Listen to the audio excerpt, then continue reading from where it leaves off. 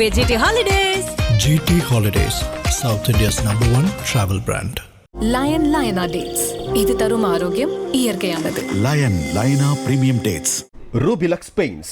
Best quality, best value for money. உங்கள் பேர் சொல்லும் பெயிண்ட் Rubilux Paints. விஜய் அவர் கூட அவர் நடிக்கவே இல்லை ஆமா அப்படின்னு சொல்லி அது பார்த்து எனக்கு ரொம்ப ஷாக் ஆயிடுச்சு. நான் செக் பண்ணிருக்கேன். ஜனநாயகம்லாம் நடிக்கிறதா இருந்தது. அது எங்கேயோ தம்பியை கூப்பிட்டு வினோத் கூப்பிட்டுலாம் பேசிட்டாரு. பேசி நானும் வினோத் உட்காந்து பேசினோம். அதுக்கப்புறம் இது என்னமோ தெரில. அது சரி பரவாயில்ல, நல்ல விஷயம் தானே. கிடைச்சா சந்தோஷம், கிடைக்கலன்னா ரொம்ப சந்தோஷம். இன்னும் வேறு மாதிரி ஒன்று இருக்கும். விஜய் சாரை கண்டிப்பாக சந்திப்போம். ஆனால் நீங்கள் பேசும்போது ஒன்று சொல்லியிருந்தீங்களே, எதுக்கு இப்போ இருந்துட்டு பேசாமல் ஒரு விஆர்எஸை வாங்கிட்டு போயிடலாம் அப்படின்னு ஒரு விஷயம் சொன்னீங்க. அது எதுக்காக சொன்னீங்க? என்ன அது இந்த கதையோட கேரக்டர். நான் என்ன நினச்சேன் அப்படின்னா, கொஞ்சம் ஒதுங்கி போயிடலான்னு தோணுச்சு. அதாவது இந்த கூட்டம் இருக்குல்ல, அது இப்போ ரொம்ப அதிகமாகிடுச்சு. இன்னும் ஒரு வருஷத்தில் நகண்டா நீ வா, அங்கே வந்து எனக்கு சொல்லு, நீ சொல்லி இந்த இடத்துலேருந்து நம்ம வெளியே போய் நடிக்கணுன்ற ஒரு ஆர்வத்தை எனக்கு தூண்டுற அளவுக்கு ஒரு கதை சொல்லு. எங்களுக்கெல்லாம் மூத்தவர் ஒருத்தர் இருக்கார், நானா படைகர்னு ஒருத்தர். அவர் இதை எப்போவும் செஞ்சுட்டாரு. நகைச்சுவை நடிகன் ஆகணும்னு வந்தேன். இயற்கை பாரு எனக்கு இதை டைரக்ஷனாக கொடுக்குது, வில்லனா கொடுக்குது, இதை கொடுக்குதா, அதை மட்டும் கொடுக்கவே மாட்டேங்குது. என்னன்னா அதை தொட்டுட்டோம்னா. பழைய சமுத்திரக்கனியை ஏதாவது ஒரு விஷயம் உங்களுக்கு எதை ஞாபகப்படுத்துது அப்படின்னா என்ன ஞாபகப்படுத்தும்? ஏன்னா பிளாட்ஃபார்ம் ஞாபகப்படுத்தும். நம்ம தூங்கின பிளாட்ஃபார்ம்கள், நம்ம உட்காந்து இட்லி சாப்பிட்ட இடங்கள், கோடம்பாக்கத்தில் ஒரு 2-3 இடம், அப்புறம் சந்திரபவன் அந்த பிளாட்ஃபார்மு. இப்போ நான் இருக்கிற வீடே வந்து ஒரு பிளாட்ஃபார்ம் தான். அந்த பிளாட்ஃபார்மில் தூங்கியிருக்கேன் நான்.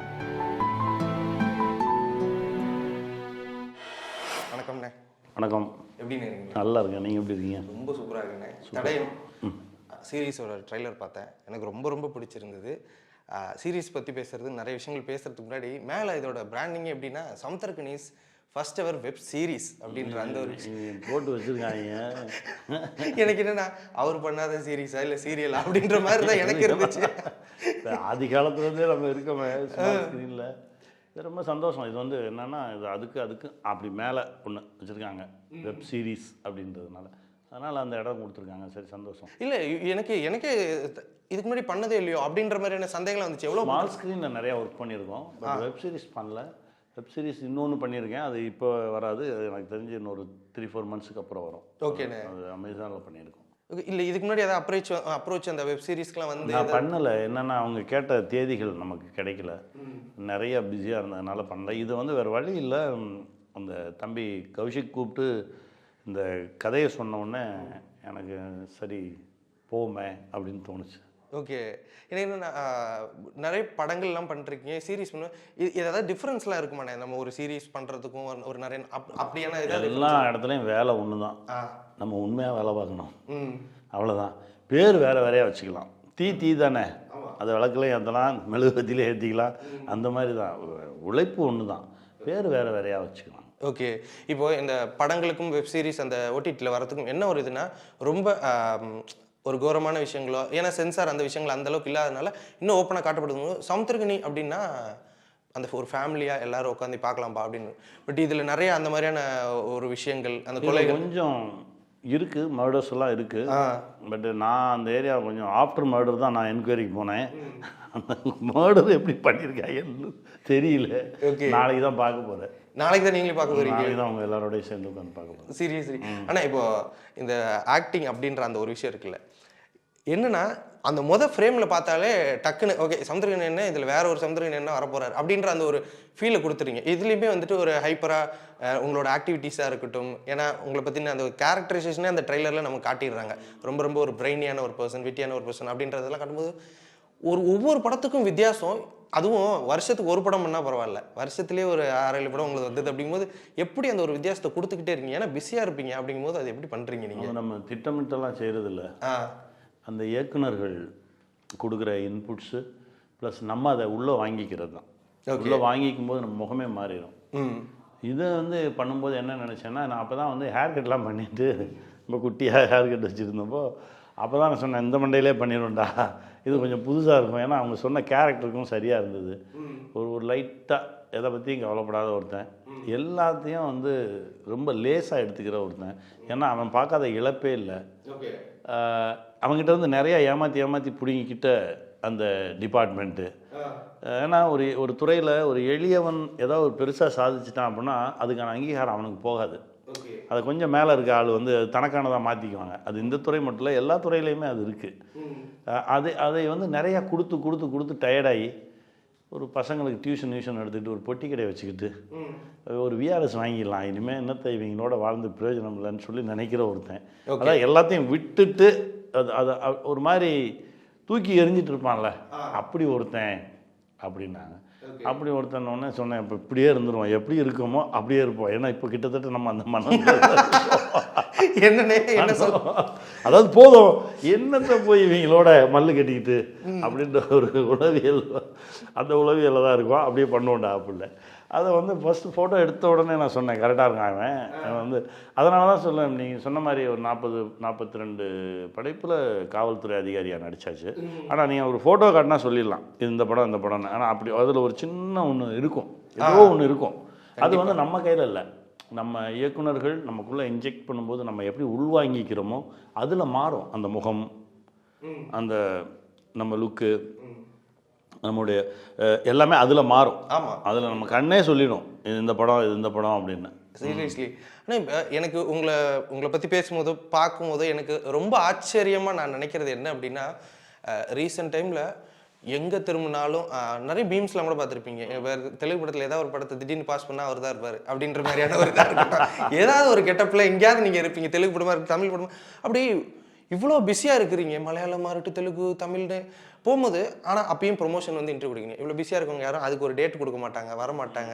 வெளில பார்த்தா ஒரே பதட்டமாகவே இருப்பாங்க, கோவப்படுவாங்க, திட்டுவாங்க. இப்படியான ஒரு மென்டாலிட்டியில் தான் நான் நிறைய பேர் பார்த்துருக்கேன். கூலாக இருக்கீங்க, சிரிச்சு பேசுகிறீங்க, எப்படி டைம் மேனேஜ் பண்ணுறீங்க? இவ்வளோ ப்ராஜெக்ட்ஸை நான் சொன்னேன்ல, நம்ம ஒன்றுமே பண்ணாமல் இருந்தாலே போதும், அதுவாக நடக்கும்.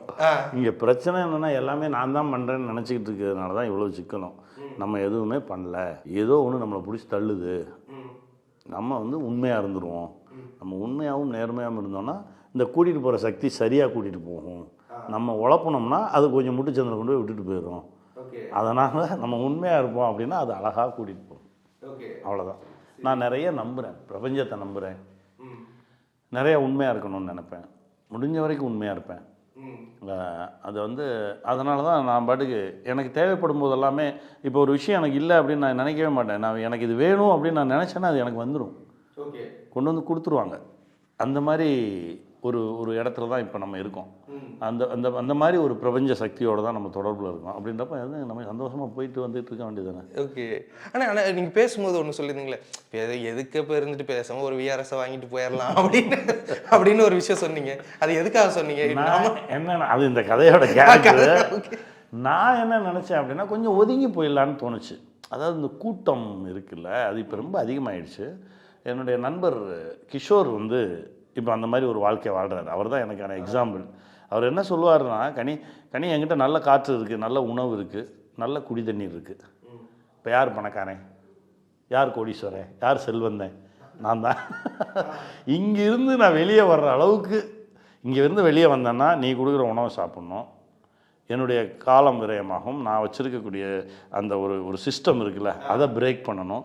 இதெல்லாம் பிரேக் பண்ணி நான் அவங்க கூட வந்து நின்று ஒரு 15 நாள் 20 நாள் நடிக்கணும் அப்படின்னா என்னுடைய ஹெல்த்து அஃபெக்ட் ஆகும். இதெல்லாம் நான் பண்ணிக்கணும்னா அந்த அளவுக்கு ஒரு நல்ல கதை சொல்லு, நான் வரேன்.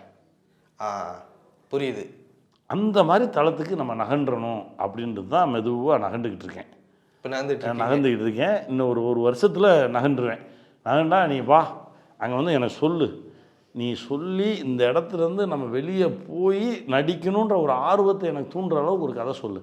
எங்களுக்கெல்லாம் மூத்தவர் ஒருத்தர் இருக்கார், நானா படைகர்னு ஒருத்தர்.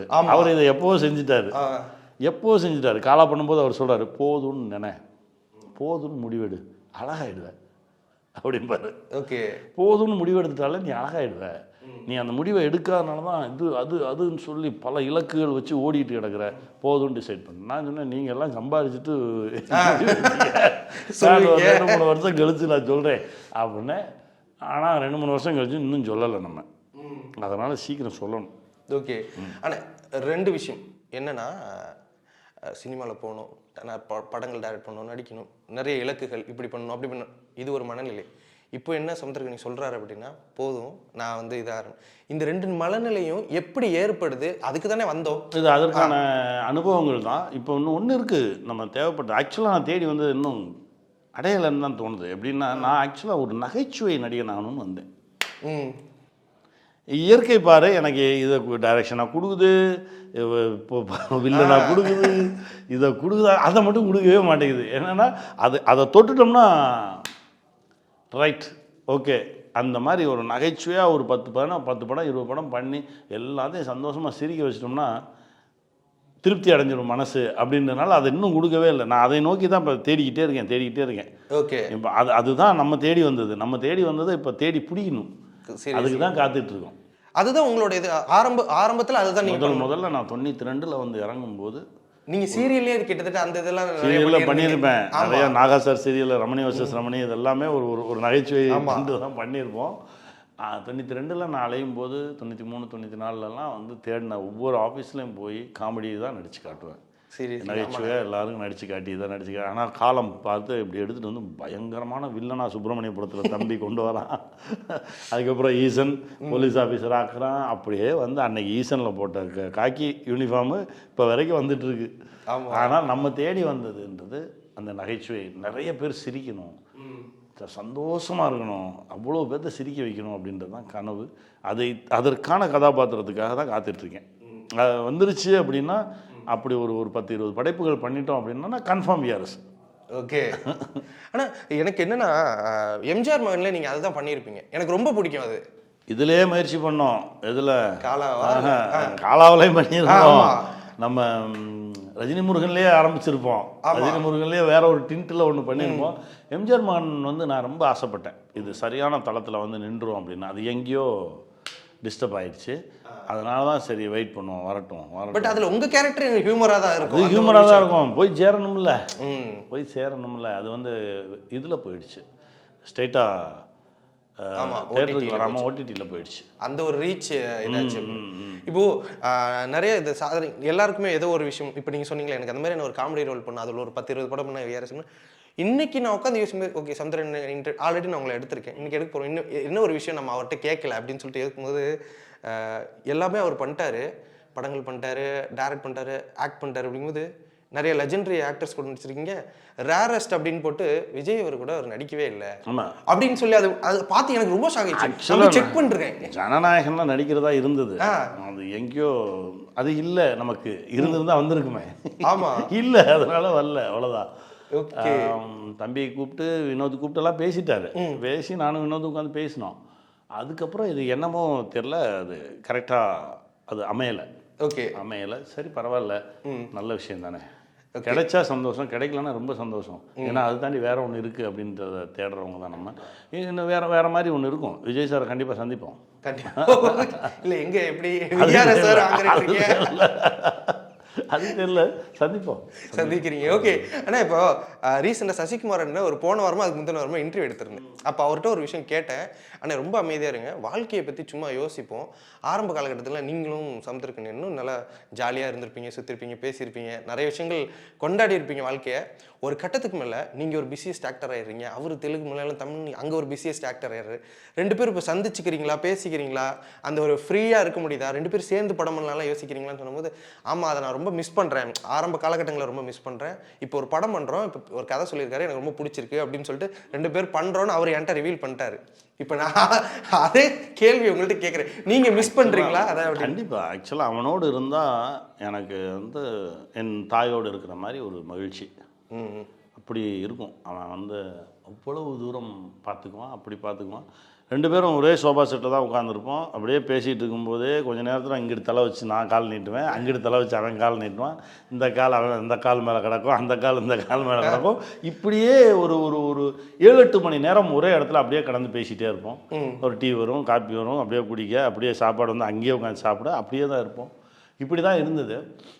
திடீர்னு ஒரு நாள் அதே மாதிரி சோஃபா செட்டில் படுத்துருக்கும் போதே சும்மா காட்டும் ஒரு கதை, ரொம்ப நாள் ஒரு கதை ஒன்று இருக்குடா, இப்படி ஒரு கதையை பண்ணால் எப்படி இருக்கும் அப்படின்னு சொல்ல ஆரம்பித்தேன். இதையே முன்னாடியே சொல்லலை.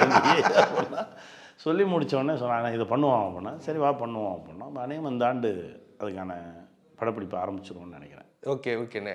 சீரியஸ்லி ஆனால் இப்போ என்னதான் நீங்கள் ஆரம்பத்தில் சுப்பிரமணியபுரத்தில் அந்த ஒரு வில்லன் பண்ணாலும் அதுக்கப்புறம் மக்கள் மனசில் எல்லாம் அப்பாவாக இருக்கட்டும் எல்லாமே ஒரு சாட்டையாக இருக்கட்டும் ரொம்ப பாசிட்டிவாக போய் சேர்ந்துட்டீங்க. சமுத்திரக்கனியை எல்லாருக்குமே பிடிக்கும். அப்படிங்கும்போது மறுபடியும் அந்த மாஸ் படத்தில் தான் ரொம்ப அந்த ஒரு கோர் வில்லனாக வந்தீங்க.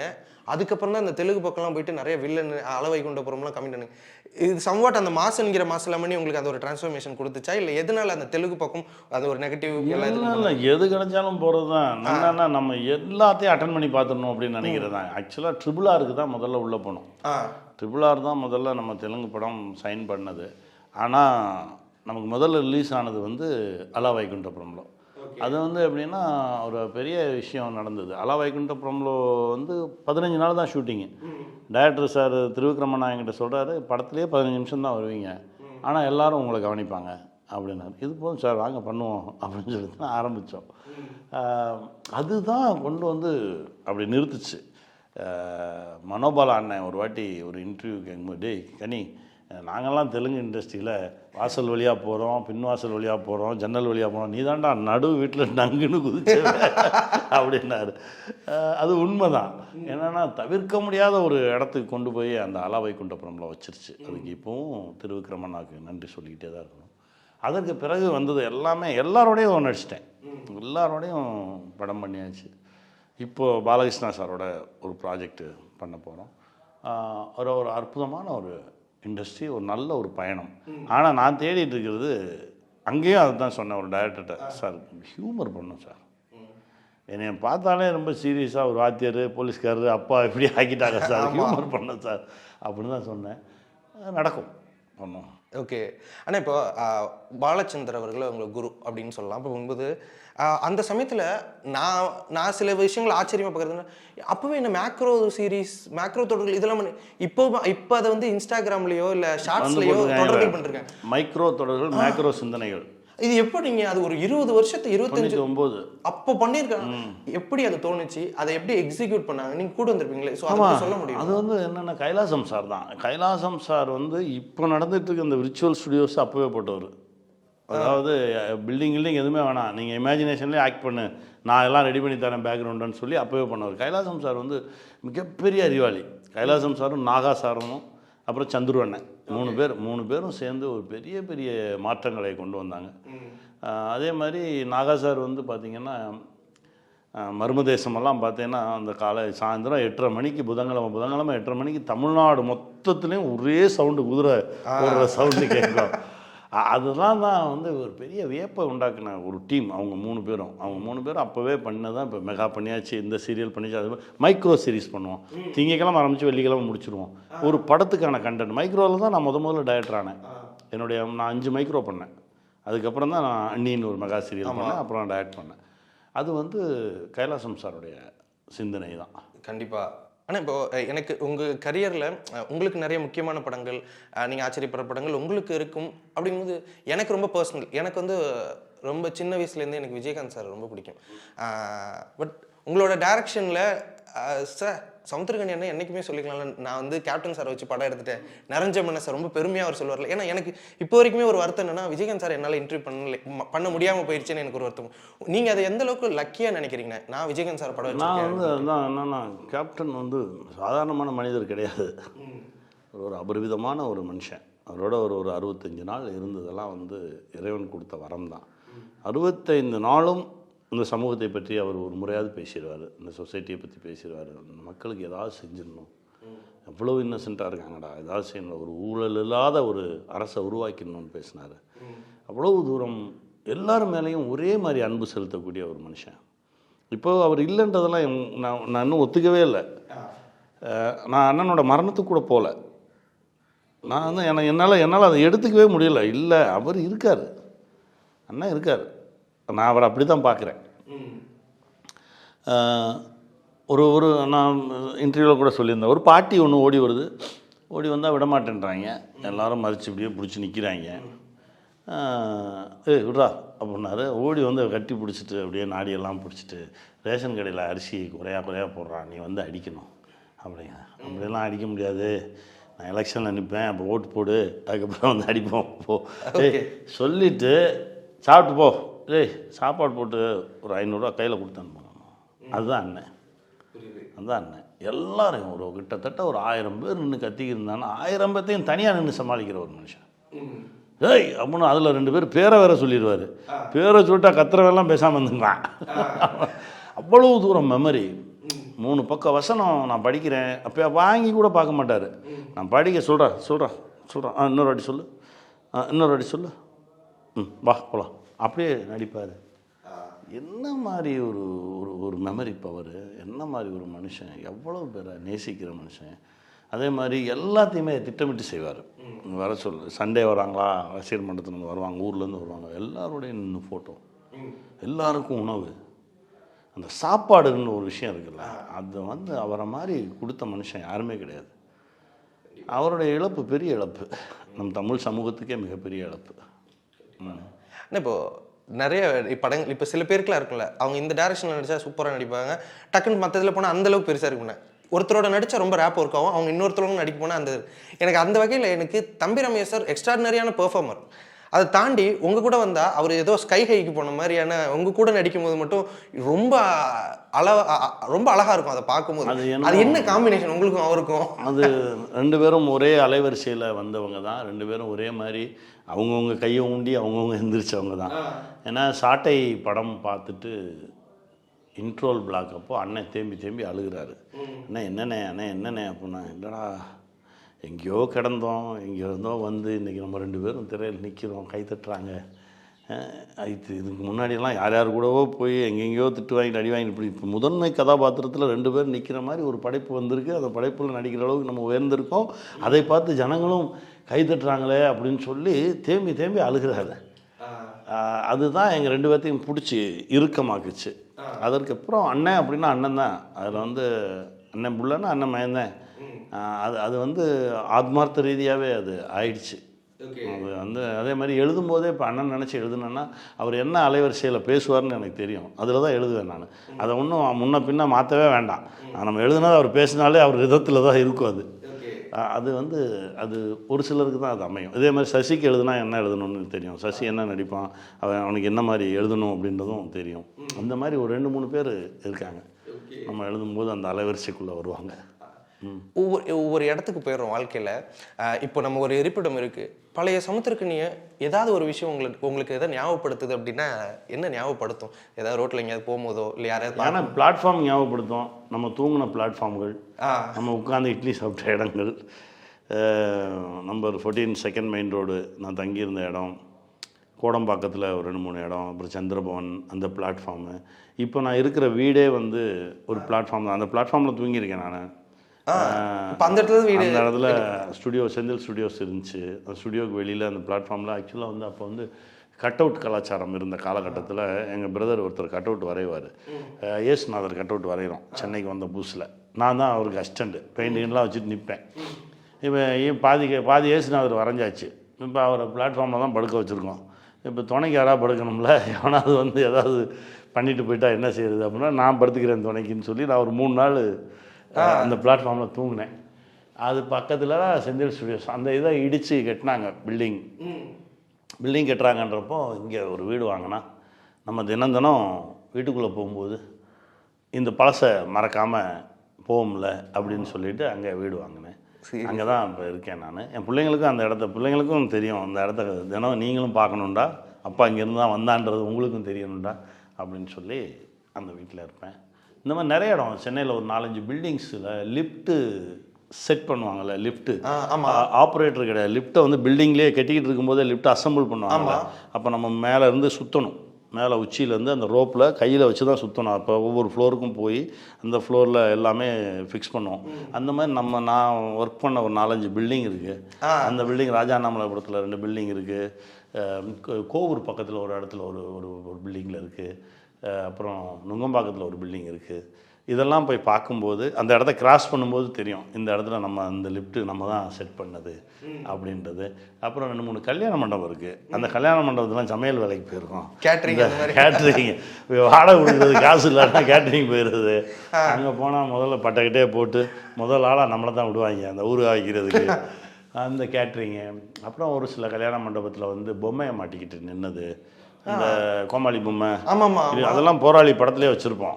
பொம்மையை மாட்டிட்டு நின்று ஒரு தயாரிப்பாளர் வந்துட்டாருன்னு உடனே தப்பிச்சு ஓடிப்பு ஒளிஞ்சு அப்படின்னு, என்னடா தயாரிப்பாளர் வராரு இப்படி நான் இருக்கேன்னு பார்த்தா வாய்ப்பு கொடுக்க மாட்டார்ல அப்படின்னு, உனக்கு தாண்டா அவருக்கு தெரியும், அவரை உனக்கு எப்படா தெரியும் வாடா அப்படின்னு சொல்லி கொண்டு வந்து பொம்மையை பாட்டினேன். அந்த கல்யாண மண்டபம் இந்த மாதிரி நான் பார்க்காத வேலையே கிடையாது, நிறையா வேலை பார்த்துருக்கேன். ஒவ்வொரு முறையும் அந்த பயணங்கள் நினைவுபடுத்திக்கிட்டே இருக்கும். அதெல்லாம் இருக்கிறதுனால தான் நம்ம ஏதோ வேற கிரகத்துலேருந்து வந்துட்டோம் அப்படின்லாம் நினைக்காம புரியுது, நம்ம இங்கே தான் இருந்தோம் அப்படின்ற இருக்கிறதுனால தான் இந்த இந்த இந்த சமநிலையில் இருக்கோமோ அப்படின்னு நான் நினச்சிப்பேன். கண்டிப்பாக. ஏன்னா ரொம்ப ஆச்சரியமாக இருக்குது. இப்போ இதை நீங்கள் வேறு இடத்துல நீங்கள் எங்கே சொல்லியிருக்கீங்கன்னு எனக்கு தெரியல, ஆனால் எனக்கு ரொம்ப ஆச்சரியமாக இருக்குது. நான் இதை கேட்குறேன் இந்த விஷயங்கள் எல்லாம் போது மக்கள் இதை பார்த்து உங்ககிட்ட மட்டும் தான் சொல்லியிருக்கேன். அதுதான் நான் இது இனிமேல் கேட்டதும் இல்லையே இவர் எங்கேயும் சொல்லிவிட்டு. இப்போ இது மக்கள் பார்க்கும்போது அவங்களுக்கு இன்னும் ஆச்சரியமாக இருக்கும். சமுத்திரக்கனி நம்மள ஒரு ஆளாக இருந்து இன்னைக்கு இவ்வளோ பெரிய ஒரு இடத்துக்கு போயிருக்கும்போது அந்த சீனே வச்சுருப்பேன். போராளியில் கஞ்சாகருப்பு வந்து கிளி வேஷம் போட்டு நிற்பாங்க. இவங்க வரும்போது கிளி மட்டும் ஓடும். ஏன்னா அந்த கிளி நம்மளை பார்த்து ஓடுது பிடிப்பாங்க. விட்டுச்சு கிளி வாழை பிடிச்சி இழுத்தா கிளி எப்படியே திரும்பி பார்த்து விடுக்கடா போல சத்தம் கூட அதே மாதிரி மண்டையை கழட்டிடுவான். அப்போ தான் சொல்லுவான் மூதி எங்களுக்கு உனக்கு தானே எங்களுக்கு தெரியும், எங்களுக்கு ஒன்றிய தெரியாது இல்லை அப்படி. ஆமாம் இல்லை அப்படிமா. அதெல்லாம் நடந்த காட்சி. ஓகே, நடந்த காட்சி. அது இப்போ ரீசன் இப்போ சசிகுமார் என்கிட்ட அது போராளி படத்தை பற்றி பேசிக்கும்போது ஒரு விஷயம் சொன்னேன்.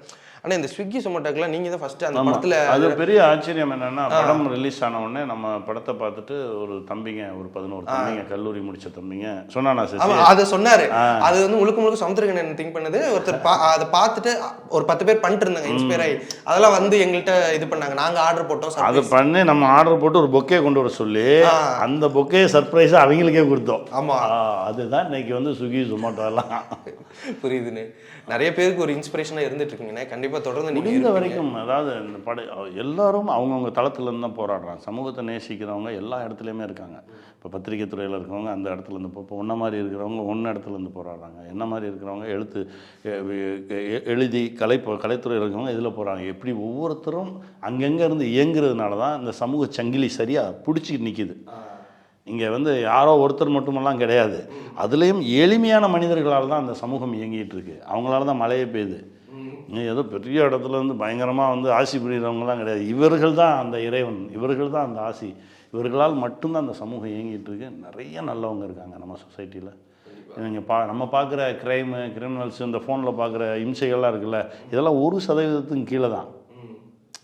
நம்ம இதெல்லாம் பார்த்து பயந்துருவாங்க. ஐயோ இப்படியெல்லாம் நடக்குதா அப்படின்னு. ஏன்னா முன்னாடியெல்லாம் வந்து அரை மணி நேரம் தானே நியூஸு, அதுக்கே தலை சுத்தம்.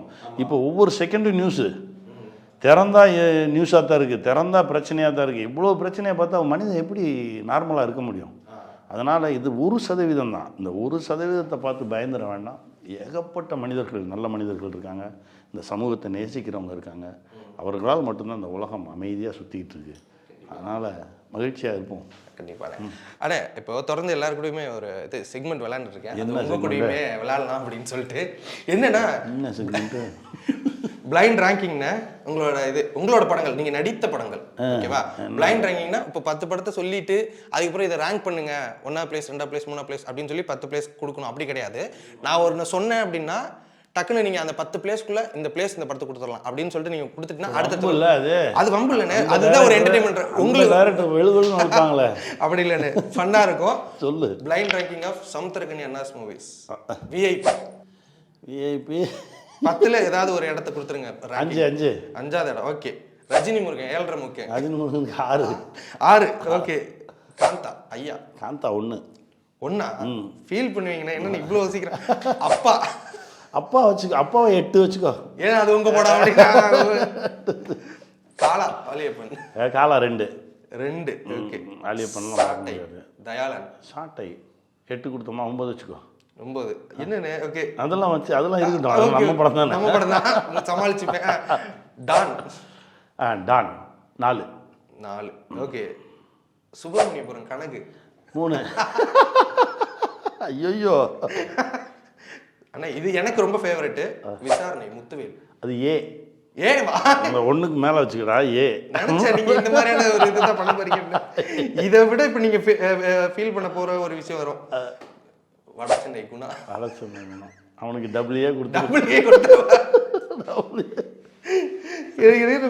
ஏன் எனக்கு விசாரணை முத்துவேல் பிடிக்குன்னா ஒரு கில்ட் ஃபீலோடயே இருப்பார் கடைசி 1/2 மணி நேரம்லாம். ஐயோ அது வந்து ரியலாகவே வந்துருச்சு.